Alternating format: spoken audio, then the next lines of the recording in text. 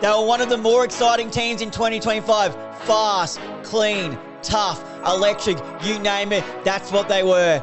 The Gold Coast Suns, breaking club history, being the first time that they made it to finals, led by their skipper Noah Anderson, and Matt Rowell promoted himself from eating grass to being a Brownlow medalist. Now let's get in to see how I previewed him during the preseason and see how close I got to him with what a season the Gold Coast Suns had. Let's go. The Gold Coast Suns finished 7th on the ladder in 2025, a big jump from 2024, finishing 13th, and I did predict him to finish in the 8th, and I predicted him to finish 8th exactly. So I'd give myself a tick for that, only being one spot off. They were just, as I mentioned in that little intro there, tough, fast, electric, clean. They matched up to just about any challenges, and they broke the curse or the downfall of last year, which was they were unable to win away from home, but they would always win at home. They started to win away games, and that was very much on display when they made finals for the first time in their club's history. Come up at Elimination Final, had to travel to Perth, of all places, Optus Stadium against Fremantle, and beat Fremantle in Perth, which is never easy, no matter where they are on the ladder, who you are. It was such a great win, arguably probably the biggest win, actually is the biggest win in their club's history, and they were just so good to watch. In my preseason predictions, I said look out for Darren Rioli. Obviously, he was a new recruit coming across from Richmond. Damien Hardwick, obviously, being his former coach, and had a really good relationship with Dimmer when he was over there. Did live with him during a period there when he was his coach at Richmond, and was the reason his best career move was moving him. Obviously, Rioli came in the system as a forward who could light it up, but also had the elite defensive pressure with his tackling, and then had a year or two period where he fell off a little bit, wasn't the same Rioli as he was when he came on the scene, and Damien Hardwick used his running to his capability and moved into a half-back flank, and ever since then, he's been pretty much every year been in All-Australian discussion, or All-Australian squad discussion, at least, so that's why I said look out for. And while he probably didn't have the exact same impact that I thought he would have had, he was still solid.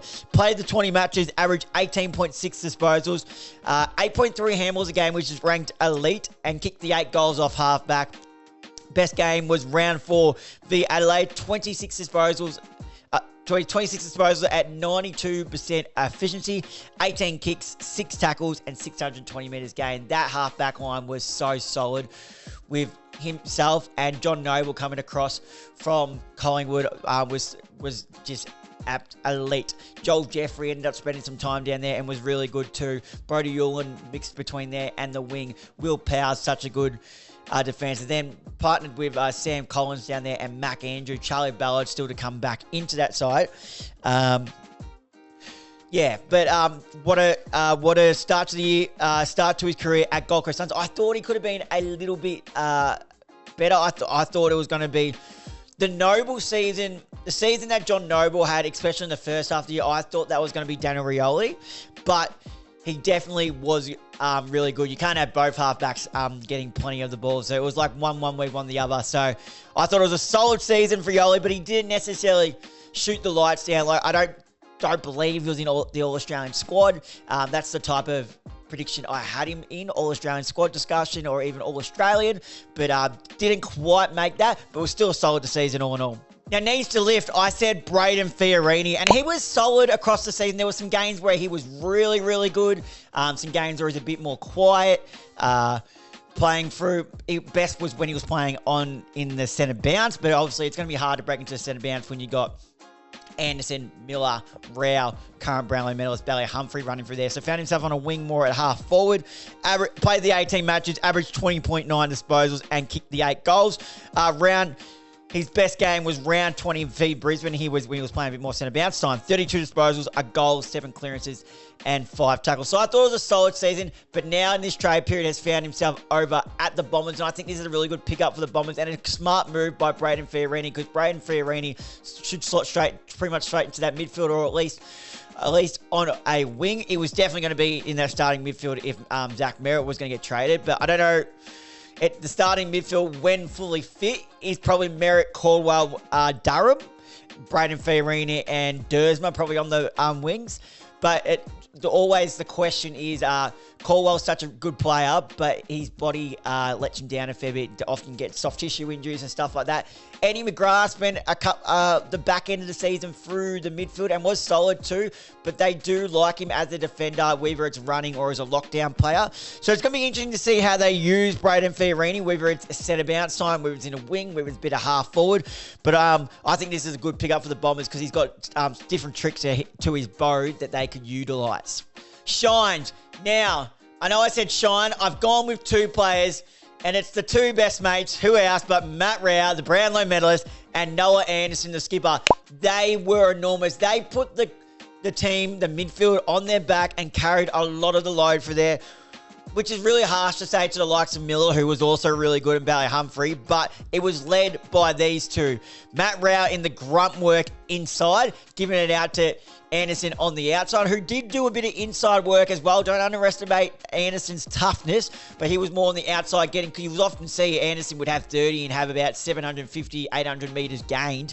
So it was Rowell in there, getting the handball out to Anderson, who delivered inside forward 50. But we'll start off with Rowell. Obviously, Brownlow medalist, 25 matches he played, averaged 26.3 disposals. Now, that was the knock on Rowell in at least these past two seasons.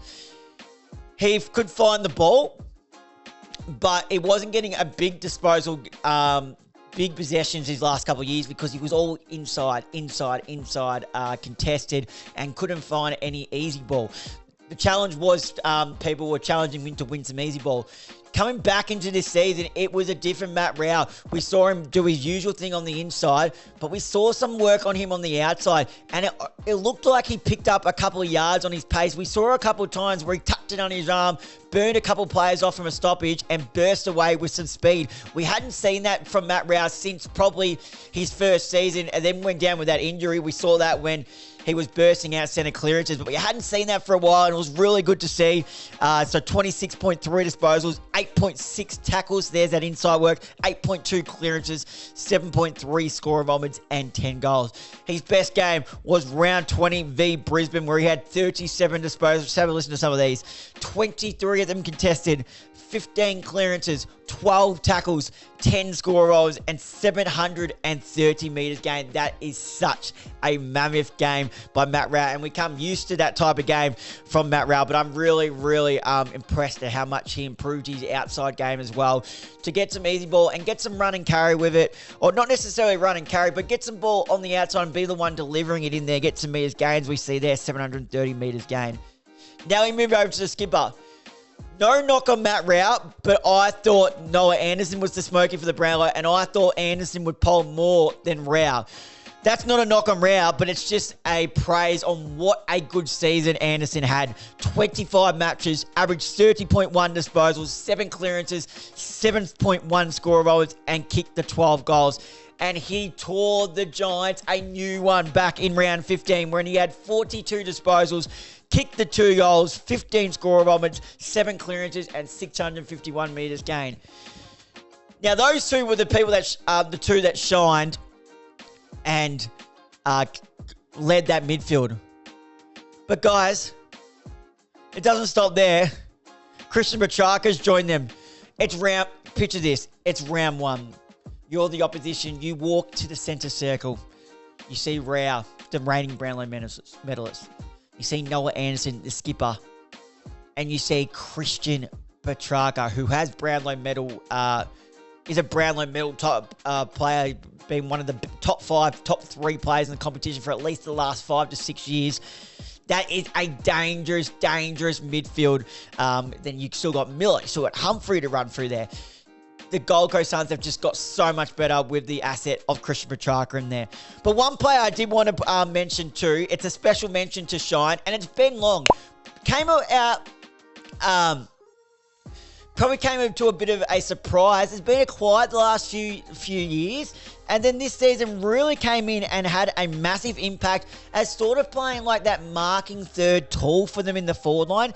kicked 45 goals, which is an average of 1.9 a game. But what was most impressive, when he kicked goals, he kicked them well. He kicked 4 goals on 3 occasions, which were against West Coast, Hawthorn and Brisbane, and kicked 3 goals on 5 occasions against North Melbourne, Richmond, St Kilda, Carlton and Port Adelaide. So when he was kicking goals, he was making them count, and it was such a good asset that they could have down there. Obviously, they were having King down there, not leaving the 50 much as a target, but he was playing as that sort of like third tall, because let's face it, Jed Walton, Ethan Reid, they're still young and they're still developing, so they weren't applying that Maverick present like consistently.